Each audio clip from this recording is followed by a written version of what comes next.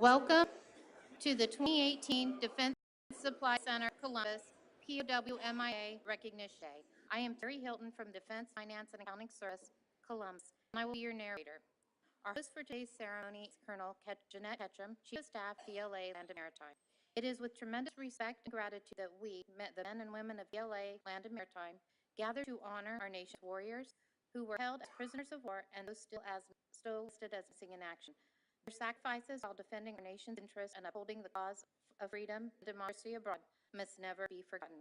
At this time, please ensure all electronic devices are turned off for the duration of the ceremony. Thank you. Today, we have the honor and duty to observe POW MIA Recognition Day. Our hope is that you will reflect on the solemn nature of the day and the deep reverence invoked as we renew our sacred promise to never forget our nation's heroes who remain unaccounted for.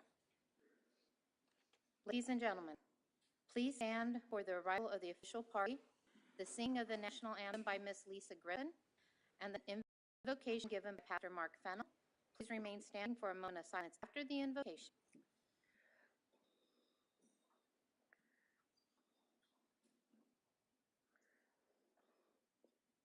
Oh, say, can you see by the dawn's early light what so proudly we hailed at the twilight's last gleaming, whose broad stripes and bright stars through the perilous fight, oh, the ramparts we watched were so gallantly streaming, and the rocket's red glare, the bombs bursting in air, gave proof through the night that our flag was still there. Oh, say does that star-spangled banner yet wave o'er the land of the free and the home of the brave.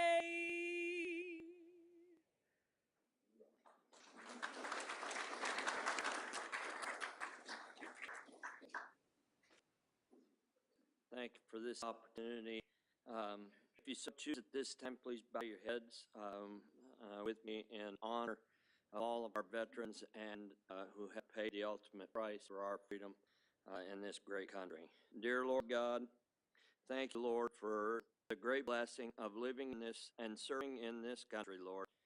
Thank you, Lord, for those that have gone before us and served this country to protect and provide freedoms that we so enjoy.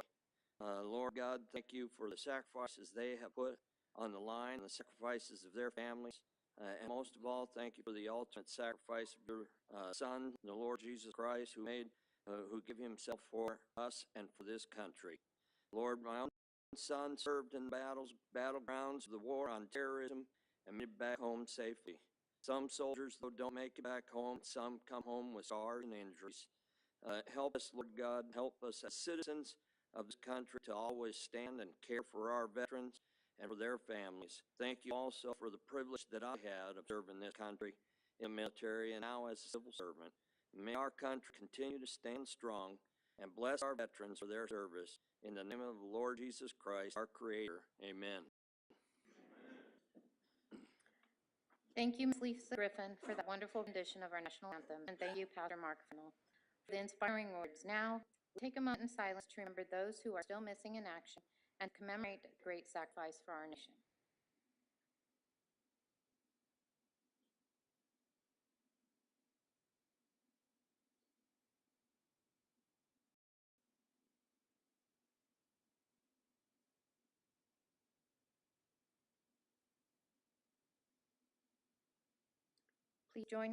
Please be seated.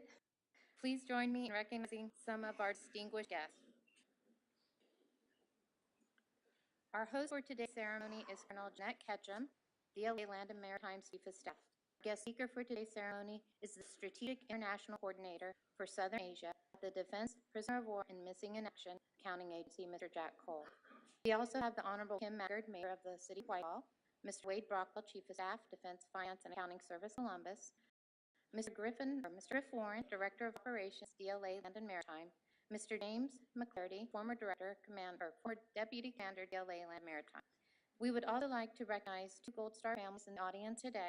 Please stand when your name is called. Commander Rick Buell and Ms. Megan Genheimer.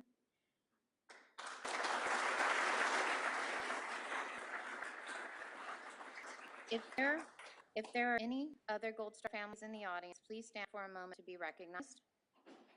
Thank you. Lastly, we welcome to all past and present directors, deputy directors, and associates of Defense Supply Center, Columbus. The history of the POW-MIA flag. The POW-MIA flag we fly today was conceived by the National League of American Prisoners and Missing in Action, Southeast Asia. In 1971, a Missing in Action's wife and League member, Mary Hoff, recognized the need for a symbol of our prisoners of war and missing in action, and spearheaded the development of the flag. This flag shows on a field of black the emblem of the League, a white disc carrying a black silhouette, the bust of a man, a watchtower with a guard holding a rifle, and a strand of barbed wire. Above the disc, the white letters POW and MIA frame a 5-point star. Below, a black and white wreath. Above the motto, "You are not forgotten." The flag's original design has been slightly altered over the years. The warriors it represents and the message it conveys remain true. May it stand forever as an eternal symbol of the men and women who sacrificed their lives in our nation's defense, a nation that shall always bear true faith in and maintain allegiance to them, refusing to rest until each is accounted for, and of the free people who recognize their sacrifice and are enjoined in a sacred oath to never forget them. This flag's importance demands its continued visibility. May it continually remind us of America's prisoners of war and missing in action. Please welcome Colonel Jeanette Ketchum, Chief of Staff of DLA Land and Maritime, to provide welcome remarks and to introduce our guest speaker.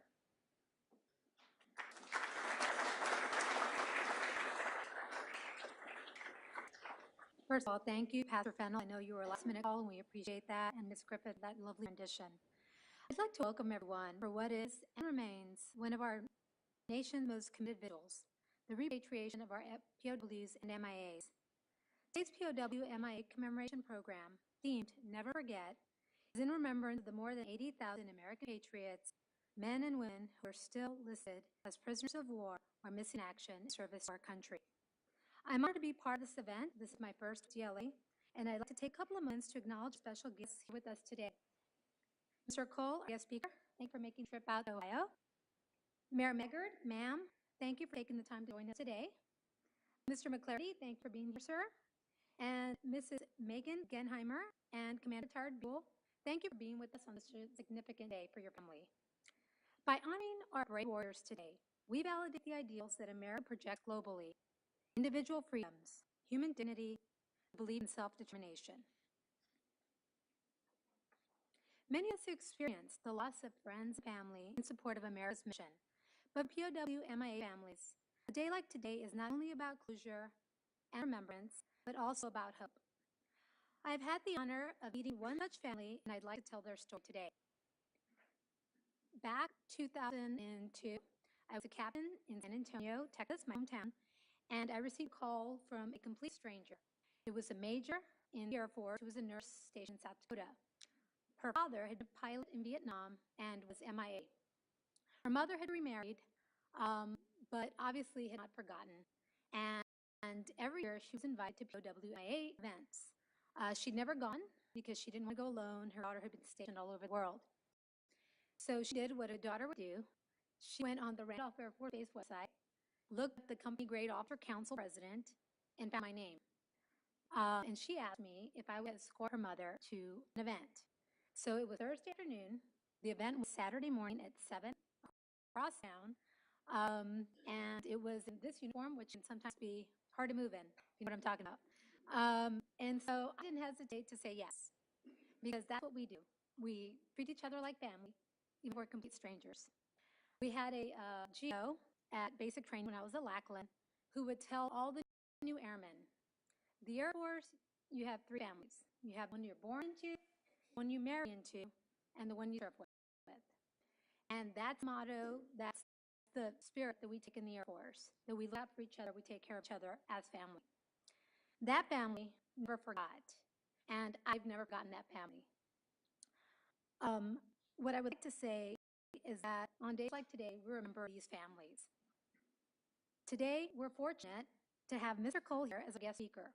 He has been involved in the POWMIA community for more than 35 years and is a wealth of experience and expertise. Ladies and gentlemen, please help me welcome Mr. Jeff Cole.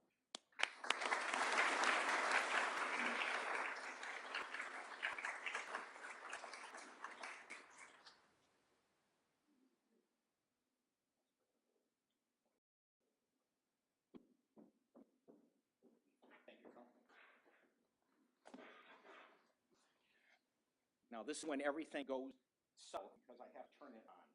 Technology is not my strong suit, so I apologize. Thank you.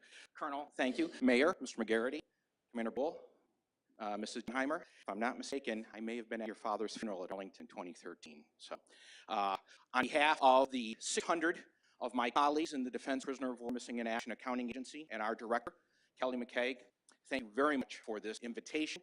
It's a pleasure, it's a privilege to be here with you to talk about this mission on this very special day. Today is a day that we stop and we honor and we pay tribute to those Americans who have been prisoners and who are still missing in action. Now, in 1979, Congress, for the first time, designated the day to be National POWMIA Recognition Day. In the 80s, it moved around, and many instances was corresponded with the National League of POWMIA Families annual meeting in Washington this summer. 1986, Congress declared that it would be the third Friday in September. As I said, we pause today to honor those Americans who have been prisoner and are still missing in action. Later today, back in Washington at 5 o'clock, 1700, Secretary Mattis will preside over the Pentagon's ceremony for National POWMIA Recognition Day. Now, the Veterans Administration claims or cites approximately 500,000 Americans have been interned as prisoners of war since the American Revolution. And today, as I say, we honor their service, their sacrifice, whether it was in the Luftstallags in Germany, or Cabanatuan in the Philippines, Camp 5 on the Yalu in Korea, or at the Hanoi Hilton in Dogpatch, or at the Baghdad Biltmore, which was the Iraqi secret police headquarters during Desert Shield, Desert Storm. Their bravery, their sacrifice is every bit on a par with those who are at Normandy and Iwo Jima, Pork Chop Hill, Khe Sanh, and Fallujah. But today also, we take a moment to stop and remember the approximately 82,200 Americans who are still missing or otherwise unaccounted for. Of that number, 3,685 have a home record from Ohio. And technology is failing. Okay. There we are. My apologies.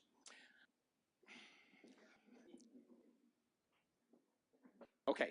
Anyway, I call this presentation POWMIA 101. We're going to take a very 30,000-foot look at the mission.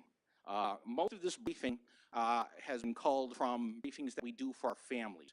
So 8 times a year, PA goes around the country. We pick a city in the regions of the country, and then we draw a 350-mile radius.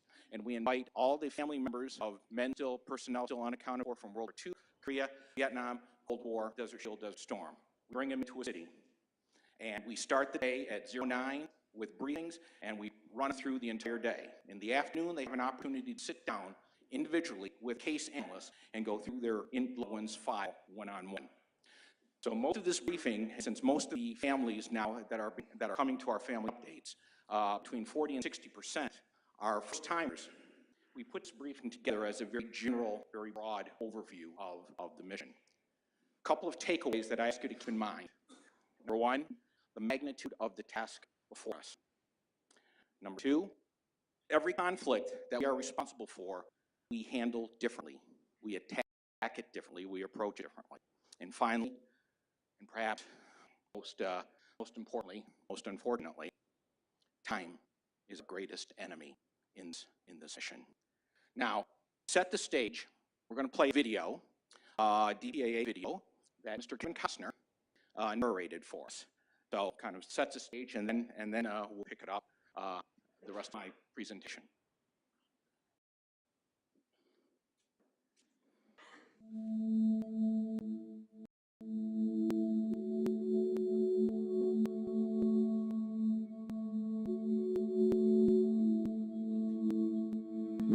write no last chapters. We close no books. We put away no final memories. An end to America's involvement in Vietnam cannot come before we achieve fullest possible accounting of those missing in action. Why keep searching? The answer is simple. You never leave a fallen America behind. The mission of Defense POW MIA Accounting Agency, or DPAA, is to provide the fullest possible accounting for our missing personnel to their families and their nation. Strategically located in Arlington, Virginia, with major facilities at Joint Base Pearl Harbor, Hickam, Hawaii, and Offutt Air Force Base, Nebraska, the more than 600-person newly established defense agency is jointly manned by soldiers, sailors, airmen, and Marines, and Department of Defense civilians with specialized skills. Researching, recovering, identifying, and ultimately returning an individual to their family begin with analysis and investigation. The DPAA experts begin the search by studying all known information regarding the circumstances of each loss. Historians and analysts gather information from U.S. veterans, foreign witnesses, archival records, and other sources. They then create a case file for each unaccounted for American. This file may include historical records, official correspondence, maps, photographs, daily activity logs, and medical and personnel records of the missing person. These files are continually updated until an identification is made. So research has been done here, and we get the command's approval. We send out a small team, could be up to 2 people, it could be a 10-person team, conducting interviews at a villager's house, at a district office, or a combination of going to the site first and then conducting the interviews on site. Once all available information is analyzed, a decision can be made to distance individuals buried as unknown or conduct field investigations. During a typical investigation mission, personnel interview potential witnesses, conduct on-site reconnaissance, and survey terrain for safety and logistical concerns. Teams also try to generate new leads that may result in future recoveries. The main goal of the investigation is to obtain enough information to correlate or connect a particular site with one or more missing Americans. If enough on-site evidence is found, the site will be recommended for recovery and excavation. Recovery sites range in size from a few square meters, such as in individual burials, areas larger than football fields for aircraft crashes. DPAA may hire as many as 100 local workers to help with the excavation process. This job has so many benefits. For me personally, it's an opportunity to serve the country, but also our fighting forces and kind of contribute to that as well. Professionally, it's just an incredible challenge to get to work in all the countries where we work, to travel to these amazing sites, to work with the local villagers, local officials, and just have the opportunity to give somebody some answers after decades of waiting to know what happened to the loved one, and maybe just wrestling with the grief that lack of information, lack of answer brings. We have a chance to resolve it for them, and that's just an incredible opportunity. Investigative and recovery missions in search of missing Americans take DPAA personnel to distant, remote, and often dangerous locations all over the globe. Ice packs in Southeast Asia, areas on the Korean Peninsula, 16,000-foot mountaintops in Himalayas, and underwater sites off the coast of Papua New Guinea. And we still continue to search the battlefields of World War II throughout Europe. After a successful recovery, all evidence is then transported to DPAA laboratories. Once they arrive in the lab, the painstaking process of identification begins. This is the final step of the mission, leading to the return of an individual. In many cases, an important step in the identification process is DNA analysis, which is accomplished by cutting a bone sample that is sent to the Armed Forces DNA Identification Laboratory. One of the challenges DPAA faces today is the lack of reference samples from family members of those still unaccounted for. Any person who is a relative of an unaccounted for American is encouraged to contact their service casualty office to ensure there is a DNA reference sample on file for that service member. DPAA makes an identification when all available evidence remains, artifacts and historical documents point to the same person. The ID process can take anywhere from a few months to several years to complete. Any unresolved cases are kept open with the hope that new evidence will be found, or new technologies will be developed to make a future identification possible. Once America has been identified, their remains are returned to their family through their respective service casualty office. They are returned home with full military honors and given the respect they earned through their service and sacrifice for their country. Well, as a family member, However, this agency, to me, is doing phenomenal work, and in a very personal way, because when somebody loses somebody like my father, and you really don't know what the story is for 70 years, and then find an agency that knows about him and keep his memory alive, keeps the mission alive to try to find him. It's very meaningful in a very personal way, because it means you're not just doing this yourself alone. You have a whole body of people who are concerned about finding your dad and bringing him home. I'm so grateful, because not only we, our kids and everything else, are fully aware that my brother is somewhere, and we're all going to find him. It's all a matter of working hard, and the good Lord will find a small miracle, and it turns into a better miracle. And I'm so, and as long as I live, I'll never give up on that miracle. I just want to yell to openly to everybody out there, he's home, he's home. I couldn't believe it. And when I went up to touch his name, you're home, you're home. It's unbelievable. I'm glad I live in the United States of America, and that we have this attitude. Leave no man behind. We're so fortunate. I want you to know, and I know from my own experience, that if something happens to you, we will be looking for you. Men and women of Defense POW MIA Accounting Agency are united in their effort to recover and return as many of our missing personnel as possible. One more patriot return, one more family that now has answers, one more step in fulfilling our mission promise.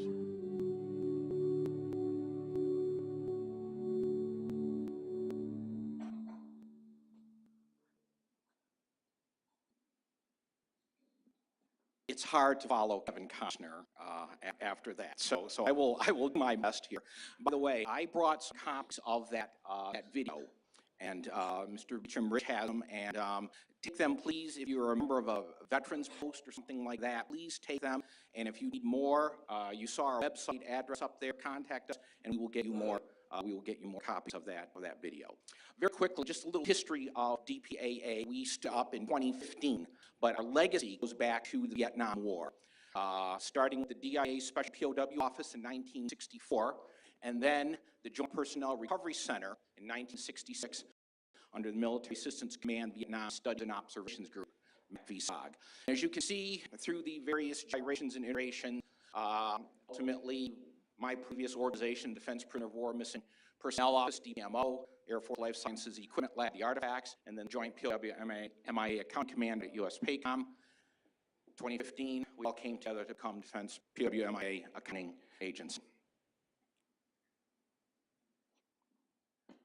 Very quickly, the mission, the U.S. government's past conflict personnel accounting mission is truly a whole of government mission. Now, DPAA, yes, we're one of the big dogs on the block. Call your attention to the Armed Forces Medical Examiner System. That's really where the Armed Forces DNA Identification Lab is located. You saw that in video with Mr. Costner. The Service Casualty Offices, again, in the video, Mr. Costner also mentioned that. The Service Casualty Offices play a critical role because they are the interface between the families and this entire structure of U.S. government. And I could spend my entire presentation just talking about the various components of the U.S. government dedicated to this mission. I will spare you that, but just a couple of quick comments. Up in the upper left-hand corner, the Department of State. We could not do this mission without the active support of our Department of State colleagues, our ambassadors, our defense attachés, our country teams. DPAA, we have detachments in Thailand, Laos, Vietnam, in Germany, and in Moscow. But we work in upwards of more than 40 countries. And where we do not have detachments, we rely upon our State Department colleagues to carry our water with our host nation partners. And we're very fortunate that wherever we've been working, our State Department colleagues are with us four square. They are a true force multiplier. Down at the bottom in black, the intelligence community. Obviously, we do not speak of intelligence issues, matters in unclassified open forum. That being said, when the circumstances require, we have access to the full range of the United States intelligence community. Lower right-hand corner, very quickly, NGOs. when PAA stood up in 2015, we had authorization to begin partner with legitimate organizations. Again, another force multiplying entity where we can take the organizations that are already out there investigating crash sites or researching crash sites. We can take their expertise and build upon it so that our analysts don't have to work those cases because we've got qualified people who are already working that case or that issue. All right. Task before us. From World War II forward, approximately 82,200 Americans are unaccounted for, missing or otherwise unaccounted for. We have to put that number in perspective. And I call your attention to this box right here. These are the overwater losses, primarily deep water losses. The chances of finding and recovering those individuals slim. So you take the 82,200 number, there's about 40,000, shade under 40,000 of the overwater losses. You take that, you subtract, and our analysts, both in Washington and in Hawaii, assess that somewhere in the neighborhood of maybe 30,000 are potentially recoverable. And I say potentially recoverable because we've got something to work with. We've got an after-action report. We've got the wingman's report. We've got a witness, be it a German soldier or a French national. We've got something with which we can build a case and put together a case file. Because with numbers like that, we simply cannot just throw spaghetti at the wall and say, let's go here, let's go here, let's go here. We have to have something in our hand, be able to say, we have a good idea, we have a good sense that if we go here, we're going to find that person. All right. So again, a little bit of background, big picture, history of the agency, some of the numbers, now the individual conflicts. World War II, approximately 73,000 Americans are still missing or otherwise unaccounted for. Vast majority, from the previous slide, were water. World War II, the challenge of World War II is the sheer size and magnitude. There are Americans unaccounted for from World War II literally in every corner of the globe. Witnesses are dying. Documents are fading. For those of you in the audience that may be a little bit older, you remember how in the good old days how we made a copy of a document. You had carbon paper. And you put your carbon paper between the two white papers. And of course, if you're like me and you put it in backwards, you get the copy backwards on the original document. But anyway, so that carbon paper is fading. Those documents are fading. We're now in the process of a massive campaign to digitize the World War II records so that our analysts will have those records at the appropriate time. Now, expanded field operations and pursue, develop third-party collaboration. That goes back to the partners that I spoke of just a moment ago. We're making extensive use of partners in our World War II effort for a variety of reasons. First and foremost, most of the countries where the partners are working are American allies, in Germany and France and in the South Pacific. So we can make better use of their skills. But some of these organizations, like BentPop and History Flight, you may have seen them on 60 Minutes and stuff.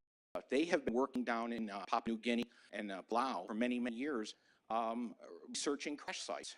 We are taking that information, we are taking that expertise and working with them so that they can do that research, they can do that excavation, and that frees up our organic assets to work areas that perhaps a partnership would not be as welcome or as friendly. Korea, I think, can change that number now to 7,680. Yesterday, two more Americans lost in Korea were identified. President Trump announced them. They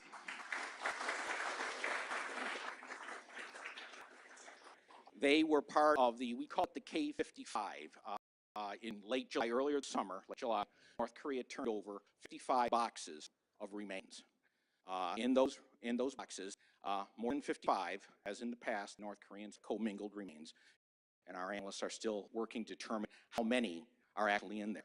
But we were able to make 2 identifications. So again, 7680 now. 5,300 Americans lost north of the DMZ in North Korea. Prior to this summer, I usually would tell Korean war families, I've got good news and bad news for you. The bad news is North Korea. The good news is the United States right now has in its possession almost 1,300 remains of Americans lost in Korea. We have the unknowns Korea that are buried at the National Military Cemetery of Hawaii, also known as Punch Bowl. We had the K-208. In the early 90s, North Korea turned over 208 caskets of remains. Again, commingled, upwards of possibly somewhere in the neighborhood of maybe 400 remains. From 1996 to 2005, we actually executed recovery operations in North Korea. We recovered approximately 200 sets of remains. So between the unknowns at Punch Bowl, the K-208, what we recovered in our field activities in North Korea, and now the K-55, we have about, as I said, somewhere between 1,300 and 1,400 U.S. remains in American possession out in our lab in Hawaii, working to account for them. Now, just this summer, 652 unknown in Punch Bowl. We received permission to begin a phased disinterment of all 652. Because prior to this summer, we had been doing 1 or 2 or 3 or 4, something like that, whenever we had the appropriate information. We received permission to begin, as I said, a phased disinterment of all 652. Our scientists are confident that the information that we have in possession, be it family reference sample and other information, gives us that ability to make strong progress in identifying those unknown. We're also very fortunate in South Korea. We have a tremendous partner in MACRI, which is the Korean word designation, Ministry of National Defense Agency for Killed in Action, Recovery, and Identification. Essentially, it's the Republic of Korea's DPAA. A tremendous partnership. We set it up 11 years ago. Our scientists work with them, and the South Koreans know that if they come across remains in South Korea that don't look Korean, look Caucasian, they know what to do. They give us a call, and again, it's a very positive relationship. North Korea. Singapore Summit. Pledges were made by Kim Jong-un, and right now the Department of Defense is in dialogue with North Koreans, hopefully being able to set up a meeting in the near future where we can have discussions about resuming our recovery operations in North Korea, hopefully next spring. But anything North Korea, we keep our fingers crossed and hope for the best. But there is definite progress on Korean War accounting. 1,594 Americans still unaccounted for from Vietnam. And as I said earlier, time's our greatest enemy in this mission. Of all the conflicts that we are responsible for, time may be the greatest enemy from the Vietnam War losses. The majority of our losses in Southeast Asia were aircraft. The majority of those were, we call them fast movers, jets. So when you go into a Karst Ridge, after you just hopped off a tanker, you've got a full bomb load, and you're rolling in on a target on Ho Chi Minh Trail in Laos, and you go into a Karst Ridge at 500 knots. There's not a lot. Then you got the scavenging, both the 4-legged kind and the 2-legged kind, and you've got the elements. A lot of what's coming out of Southeast Asia, you can hold in the palm of your hand. That goes back to my earlier comment, how important DNA is in the identification process. Now, compare that, for example, to Korea, where the bulk of our losses in Korea were ground. Dead is dead, and I understand that, but taking a 7.62 as opposed to going into a Karst Ridge at 500 knots in Korea, and soil in Korea is not as acidic. We are finding bones, we are finding skeletons in Korea. Same thing with World War II. Many instances we are finding enough bones and enough remains, and there have been instances also where we found, especially in Papua New Guinea, we have found skeletons with their flight jacket and with the dog tag. So, again, the time, the soil, and the weather in Southeast Asia. I'm going to take a little bit of an exit ramp right here when we talk about host nation policies. It's important to remember that every country where we work, we are a guest. And we have to abide by the rules or regulations, whether we like them or not. They are sovereign nations, and we are guests. Last September, Hun Sen, Prime Minister Hun Sen of Cambodia, suspended our cooperation, our POW-MIA accounting cooperation in Cambodia, as a result of action that our Department of Homeland Security took by law regarding Cambodians who are in this country illegally or who had committed a crime. We're still not back into Cambodia. Our nation had to impose similar sanctions against Laos earlier this summer. So far, the Lao have not taken any retaliation. But it just demonstrates that, again, this may be a humanitarian endeavor. We are at the mercy of the host nations where we work. In Southeast Asia, we're still dealing with resolving live sighting reports and last known alive. We received a shade under 2,000 first-hand live sighting reports since the end of the war. We have resolved all but 55. We're still reworking to resolve those instances. 36 cases, about 44 individuals, men who were last seen alive, last known alive, in close proximity to enemy forces, who did not come home in 1973. And finally, in Southeast Asia, we're making great progress, but especially, God love them, the Lao, Operation Flexibility. Give us that flexibility. If we have to send more than 50 people in on a mission, if we need to extend that mission by another 2 weeks or 3 weeks to clear a site, give us that flexibility. Give us that operational flexibility. Easier said than done in many countries. Cold War, all but 2 over water, lost over water. Russian and Chinese archives. Even though we have issues with Russia and with China, we are still working at our level with our counterparts in Russia and China. In China, we have an arrangement with People's Liberation Army Archives to work to look for information in their archives. This is critically important because during the Korean War, Chinese ran prison camps, the Korean War prison camps. And also, we have men lost, only 7. We have people lost from the Vietnam War in China and also Cold War and World War II. Same thing with Russia. Tensions at our level, at the macro level, are serious, but at our level, we are working with our counterparts to try and gain access to Russian archives that we believe, hopefully, will have information on some of our losses.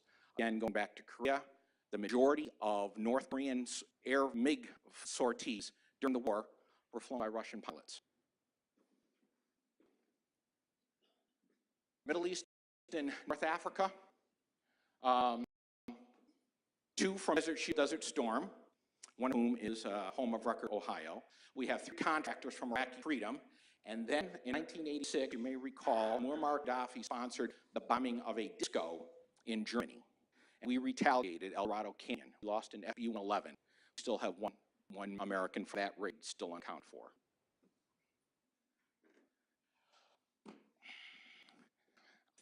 Put some of these up here a little bit for comic relief, if you will.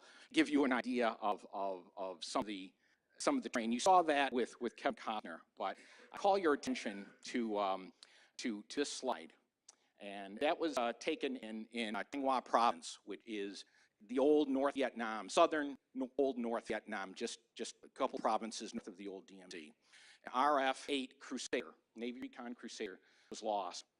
We were digging in that, and decorum prevents me from telling you really what that is, but I think crap and poopy might be an accurate description.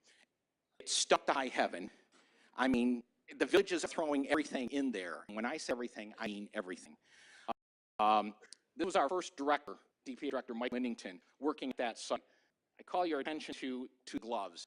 Normally, we would wear plastic gloves when we're doing the screening here, because as you do the screening, you run your hands over the material and you break up the dirt and and then you look at what's there. Is that a bone? No, that's a piece of rock. We had to wear gloves because had you cut your hand, cut that plastic glove with that crap, you probably would lose hand. I mean, so, but it's interesting. You can see we had to bring in a backhoe. After we left that site, come to find out, we dug and dug and dug. Didn't have any luck. Well, apparently, this old villager comes over and says, "You're digging in the wrong place." What do you mean we're digging in the wrong place? No, it's that poopy potty over there. Well, how do you know? I was 10 years old when the plane crashed and splashed it all over me. Go back and dig. He's home.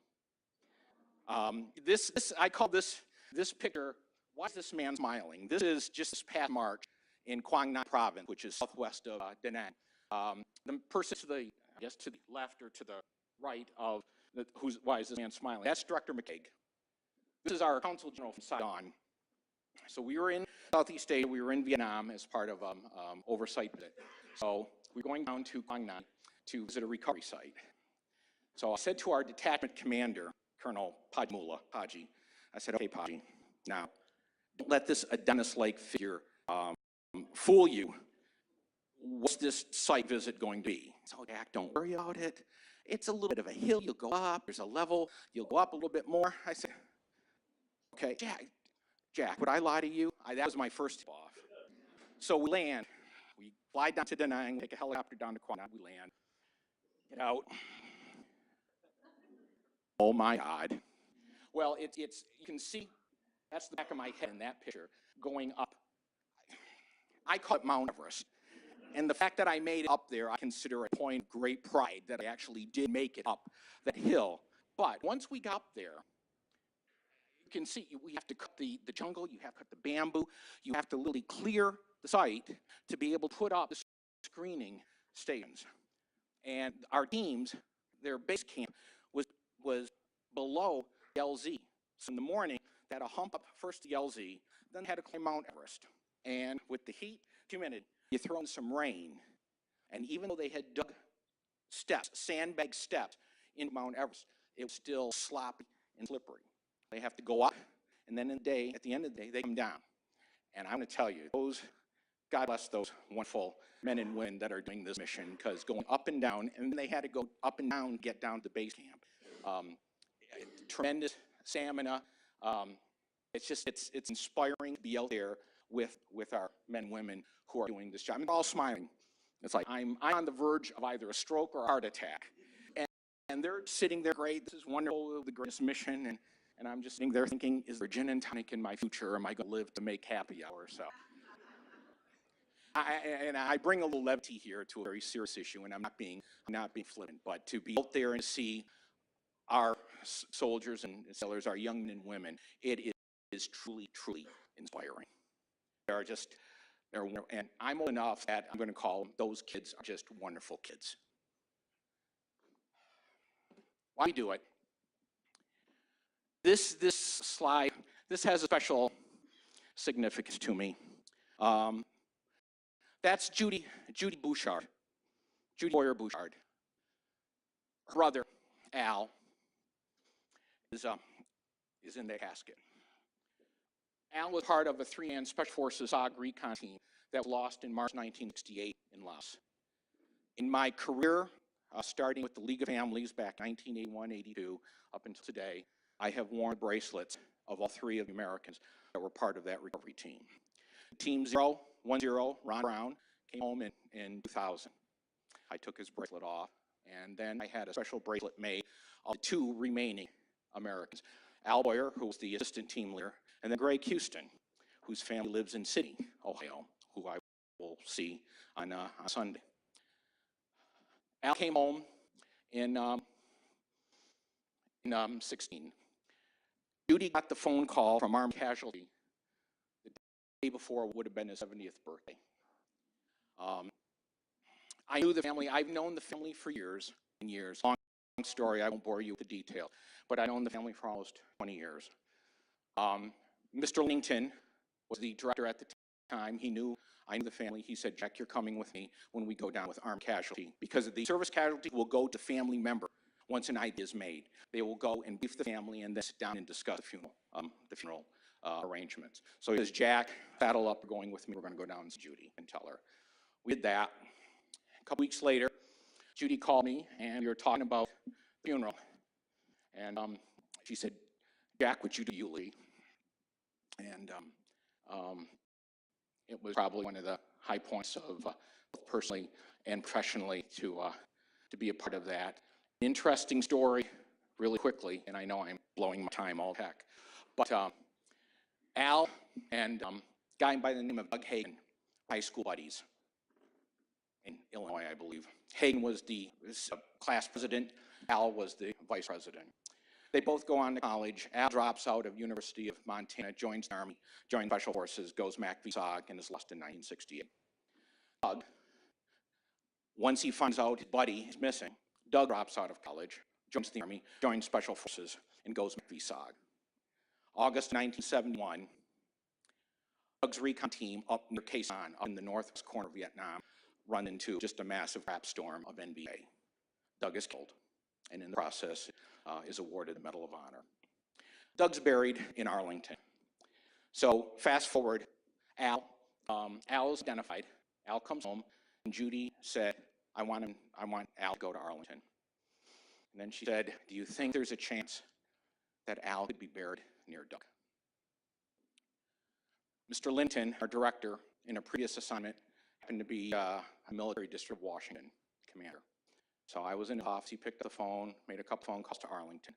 And lo and behold, there's Al's stone, about 15, 20 feet away is Doug Higgins' stone. So the two buddies are together again. Just yesterday, Army Times did a story. Sean McKinn did a story on Al and Doug. It's online. I encourage you, since it's POWMI Recognition Day, if you have a moment, it's a great story. It's a great story. I've prattled on long enough. Let me just kind of wrap things up. We sort of started this program with some words from President Reagan. We read no last chapters. In 1986, he did a radio broadcast during the National League of POWMI Families annual meeting. And I think his words then are as relevant then as they are now. But finally, there's that one group that deserves our thanks most of all. Real heroes in this, the fathers and mothers, the wives, the sons and daughters, and the other relatives of our POWMIAs. They never gave up. They never stopped loving. And on behalf of every American, I want to promise each of them today, we mean to end your heartbreak and uncertainty. We will vigorously pursue the answer you seek and deserve. We will apply every resource we can to achieve fullest possible accounting for your relatives still missing in Southeast Asia. And those words, I believe, are as relevant today as they were in 1986, and it's not just for Southeast Asia. It's World War II, Korea, Cold War, Desert Shield, Desert Storm. I leave you with this final thought to those of us who are privileged to work this issue. And I use the word privileged intentionally. This is not a job to us. This is a mission. This is a commitment. And this is a promise. And I say to the families that your loved ones are not forgotten, and we will do everything humanly possible to bring them home. Thank you for your time, your attention. Again, thank you for this kind invitation to come up here and have a chance to talk about this mission. So, thank you.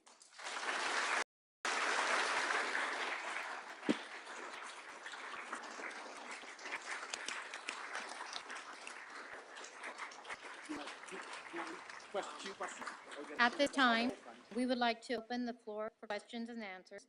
If you have a question you would like to ask Mr. Cole, please raise your hand and wait for the microphone to be passed to you. Once you have the microphone, please state your name and the office organization that you work in, then state your question.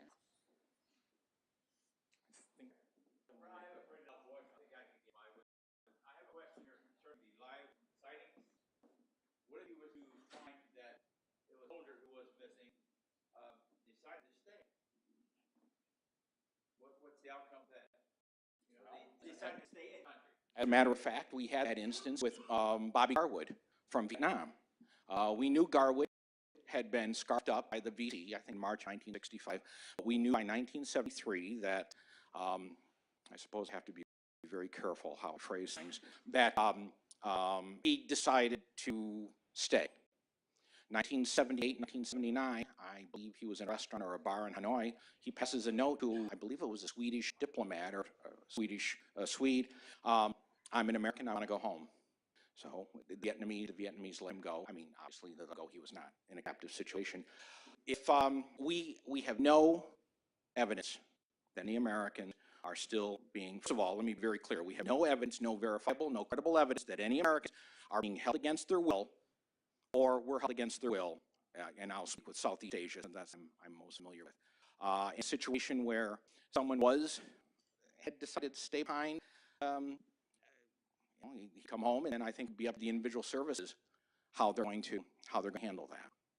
But right now, we have no indication anyone's still staying there after the war as a deserter. That answer your? Okay, good. Thank you.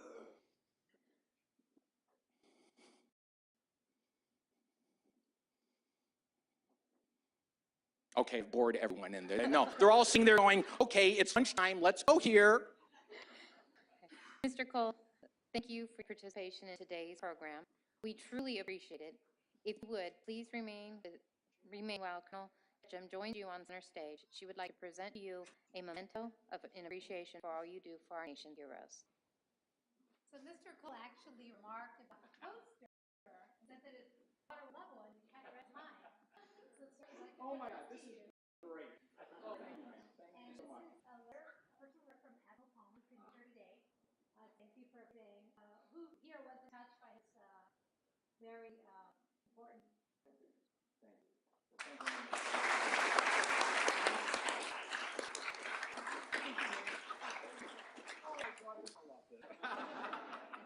Thank you. Again, thank you all very much. And again, I'm sorry, I'm hogging time here.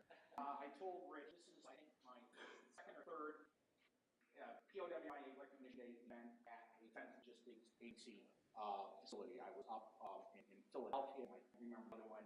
But you folks are just, you put pedal to the metal and take this day seriously.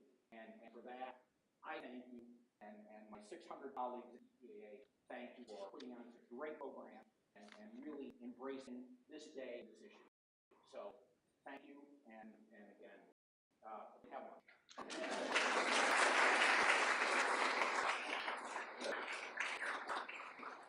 For more than 200 years, Americans have enjoyed freedoms and rights unheard of before our nation was born, and still those rights and freedoms are unavailable in many parts of the world. We have grown from 13 struggling colonies to the world's most powerful nation. Our people enjoy boundless opportunities and an incredible standard of living. All of these blessings were fought for and protected by the men and women who served their country in uniform. It is imperative that we never forget the sacrifices they have made. Please welcome back to the stage our very own Ms. Lisa Griffin to sing God Bless America.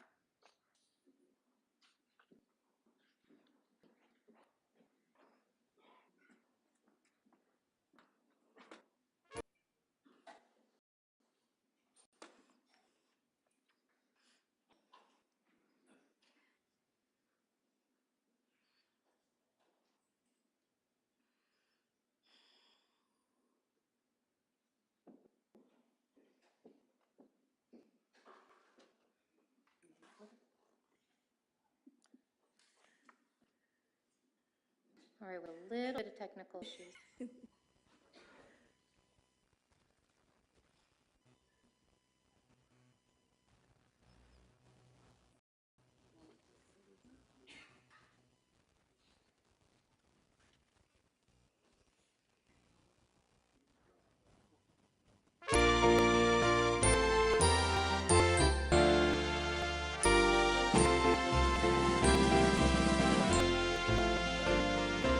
God bless